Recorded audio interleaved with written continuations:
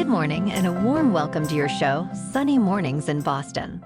We're the daily podcast that gets you started on the right foot and always with a positive vibe. I'm your host, Melissa, and it's Monday, February 5th.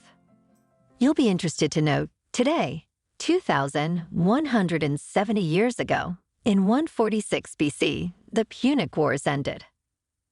The Third Punic War, the last of three between Rome and Carthage, came to an end, culminating in the final destruction of Carthage and the beginning of Roman hegemony over the Mediterranean. Now let's check out the weather in the Boston area. This morning it's sunny and feels like 17 degrees with 11-mile-per-hour wind. Tonight the sun will set at 5:02 p.m. and will rise again tomorrow at 6:52 a.m. It looks like we're in for a sunny day with a high near 37 and north wind 10 to 13 mile per hour. Tonight, partly cloudy with a low around 25 and north wind 9 to 11 mile per hour.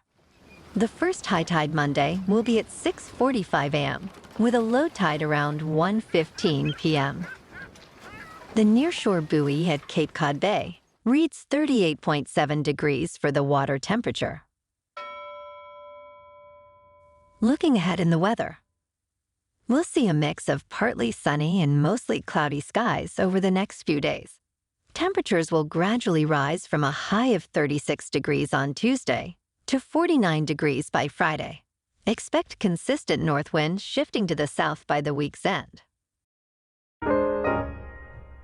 Bonjour, food enthusiasts. This podcast is brought to you by Versailles Cafe and Pastries in Encinitas. Nestled on El Camino Real South, just north of Encinitas Boulevard, this cafe is a haven for culinary delights. Indulge in their amazing Eggs Benedict or their gluten-free crepes. You can grab a panini for lunch or just breeze on through to get your morning coffee. They are open every day from 8 to 5.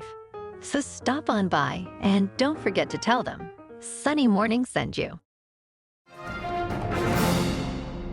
In local news, Bill Belichick, after his departure from the New England Patriots, published a heartfelt, full-page thank you letter in the Boston Globe.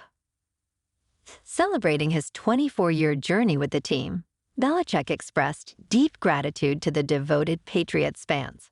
He highlighted their passion and unwavering support in all weathers, and their overwhelming presence in stadiums across the country and even internationally. Belichick reminisced about the 6 triumphant parades in Boston, reflecting on the mutual love and gratitude shared. Belichick's letter appears strategically timed, considering recent challenges in securing a coaching position for 2024. His focus now shifts to staying relevant in the game, possibly through media opportunities, as he might have to delay his return to coaching until 2025.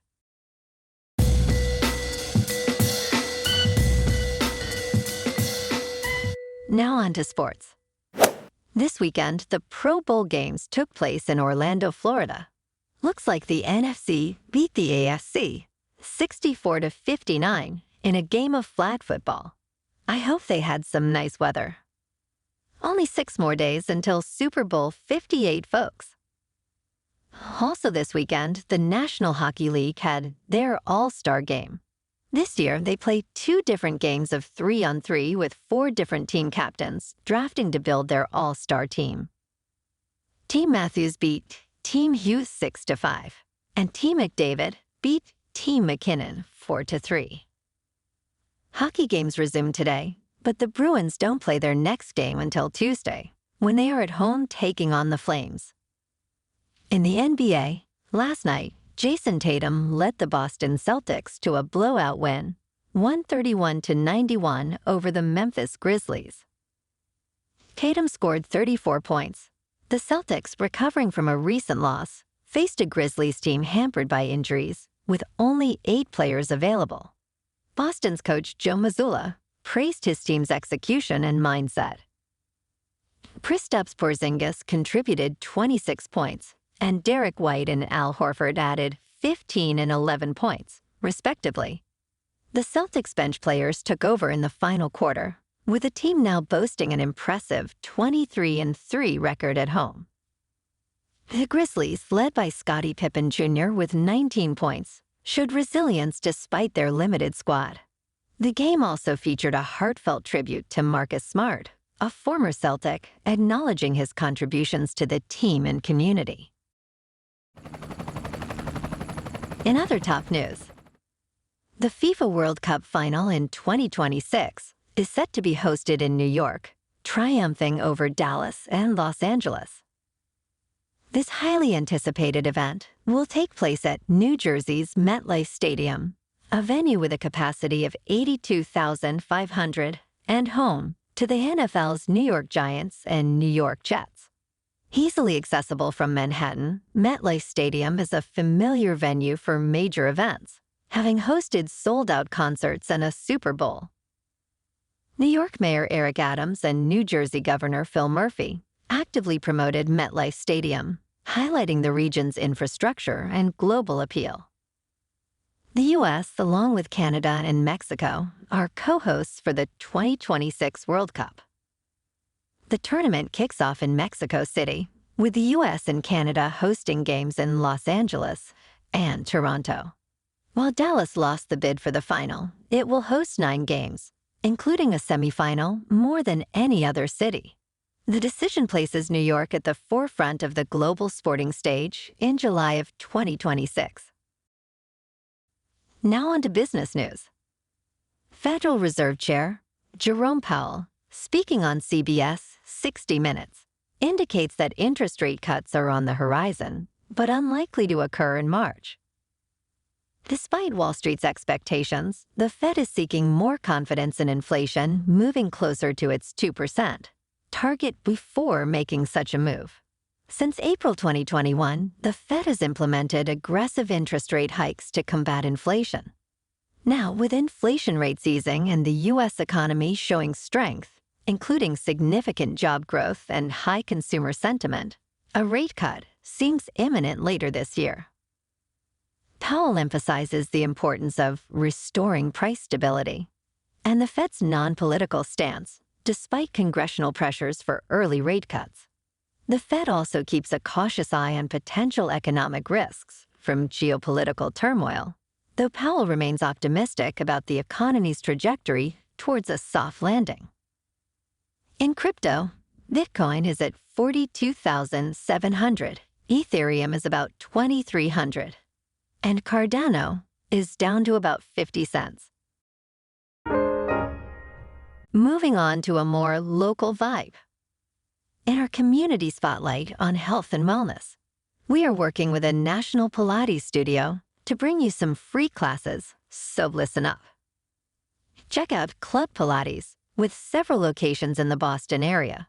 Pilates presents a comprehensive wellness approach, cultivating strength, reducing tension, and elevating mental well-being. Scientific research affirms its benefits. So now you can check out Club Pilates for a free class.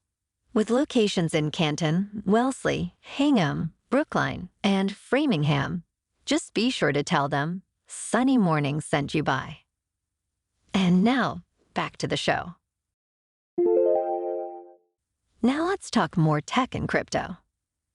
In an intriguing court case, computer scientist Craig Wright claims he's the elusive Satoshi Nakamoto, the creator of Bitcoin. Wright has been asserting this since 2016, and the upcoming trial in the UK High Court will scrutinize his claim. The Crypto Open Patent Alliance, also known as COPA, brought the case against Wright, challenging his claim, and the lawsuits he's filed asserting intellectual property rights over Bitcoin. COPA aims to get a declaration that Wright isn't the Bitcoin white paper's author and didn't write the original code, hoping to stop him from claiming otherwise. This trial has far-reaching implications, potentially impacting Bitcoin's future development and control. Wright's credibility and the authenticity of his documents will be key focus areas, with accusations of document forgery in the spotlight. If Wright is declared Nakamoto, it could grant him significant control over Bitcoin, potentially stifling its development. The outcome could influence global perceptions and legal rulings regarding Bitcoin's authorship.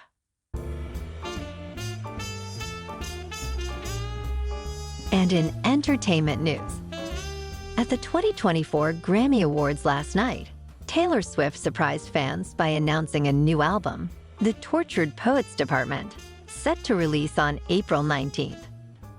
Contrary to expectations of her last album, Reputation, Taylor's version, Swift revealed this entirely new project while accepting the Best Pop Vocal Album Award for Midnights. The album consists of 16 songs, plus a bonus track titled The Manuscript. Swift shared that she had kept this album a secret for 2 years. Her Instagram bio now intriguingly states, "All's fair in love and poetry." Well, alrighty folks, it's time for the quote of the day. And today, our quote comes from me. The secret to getting ahead is getting started. So on that note, let's get started. And that's a wrap for this morning. Remember to stay tuned tomorrow for more news and updates. Have an amazing day, my good friends.